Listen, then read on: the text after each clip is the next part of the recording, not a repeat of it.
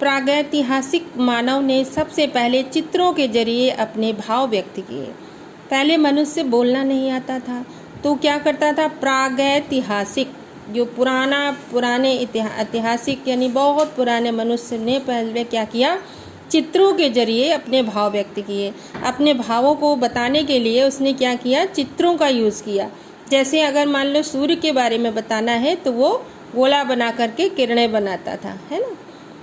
जैसे पशुओं, पक्षियों, आदमियों आदि के चित्र, जैसे पशुओं के चित्र, पक्षियों के, आदमियों के आदि के चित्र बनाना शुरू किया। इन चित्र संकेतों से बाद में भाव संकेत अस्तित्व में आए। फिर इन चित्र संकेतों से, जैसे चित्रों से नहीं लोग कहानी पूरी लिख डालते हैं, यानी चित्र बना बना करके अपनी पूरी बात कह डालते हैं, वैसे ही मनुष्य ने चित्र संकेतों के बाद फिर भाव संकेत अस्तित्व में आए मतलब हमें समझ में आए। जैसे एक छोटे वृत्त के चारों ओर किरणों की द्योतक रेखाएं खींचने पर वो सूर्य का चित्र बन जाता था। जैसे अगर हमें सूर्य का चित्र बनाना है तो क्या करते थे, एक छोटे वृत्त मतलब गोला, एक छोटे से गोले के चारों ओर किरणों की द्योतक, किरणों की सूचक, द्योतक मतलब सूचक, जो किरणों की द्योतक रेखाएं खींचने पर वो सूर्य का चित्र बन जाता था। बाद में यही चित्र ताप या धूप का द्योतक बन गया। बाद में लोग इसको क्या समझने लगे, सूर्य का मतलब धूप, गर्मी या द्योतक बन गया।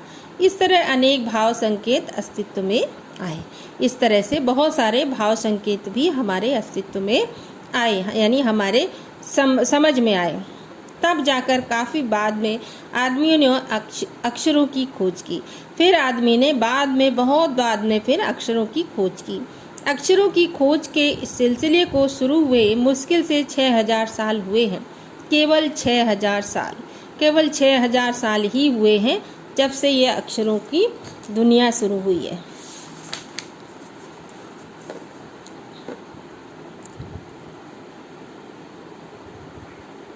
अक्षरों की खोज के साथ एक नए युग की शुरुआत हुई, और जब मनुष्य ने अक्षरों की खोज की तो एक नए युग की शुरुआत हो गई।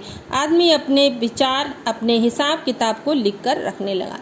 पहले क्या था कि मनुष्य के विचार मन में आते थे और वो वैसे ही कह नहीं पाता था और लिख नहीं पाता था, तो फिर वो जब अक्षर आए तो वो अपने हिसाब किताब को लिख कर रखने लगा। बच्चों, अगर अक्षर नहीं आते तो आज हम रामायण नहीं जानते होते, आज महाभारत नहीं जानते होते, कोई भी साहित्य नहीं होता, क्योंकि लिखने से ही साहित्य बनता है। क्योंकि अगर किसी को ज्ञान है और उसने उस ज्ञान को अपने मन में ही रखा तो वो दूसरे तक नहीं पहुंच सकता, और अगर उसने लिख करके रख दिया तो वो हजारों साल तक बना रहता है। जैसे तुलसीदास ने लिखा, सूरदास ने लिखा, हमारे पुराने कवियों ने, लेखकों ने लिखा है और आज हम उन्हें पढ़ रहे हैं, है ना। तब से मानव को सभ्य कहा जाने लगा और तब से उसको सभ्य भी कहा जाने लगा। सभ्य मतलब समझदार। आदमी ने जब से लिखना शुरू किया तब से इतिहास आरंभ हुआ। जब से उसने लिखना शुरू किया तभी से इतिहास का प्रारंभ हुआ। किसी भी कौम का इतिहास तब से शुरू होता है जब से आदमी के लिखे हुए लेख मिलने लग जाते हैं।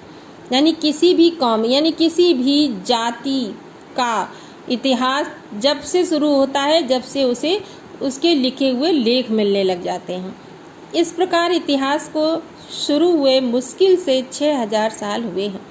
तो 6000 साल पहले तो अक्षरों का विकास हुआ, तो इतिहास को शुरू हुए भी कितने साल हुए, 6000 साल ही हुए हैं। उसके पहले काल को प्रागैतिहासिक काल यानी इतिहास के पहले का काल कहते हैं। जब मनुष्य को लिखना नहीं आता था, अक्षरों की उत्पत्ति नहीं हुई थी, तो उसको उस समय को क्या बोलते हैं, इतिहास के पहले का समय। ओके।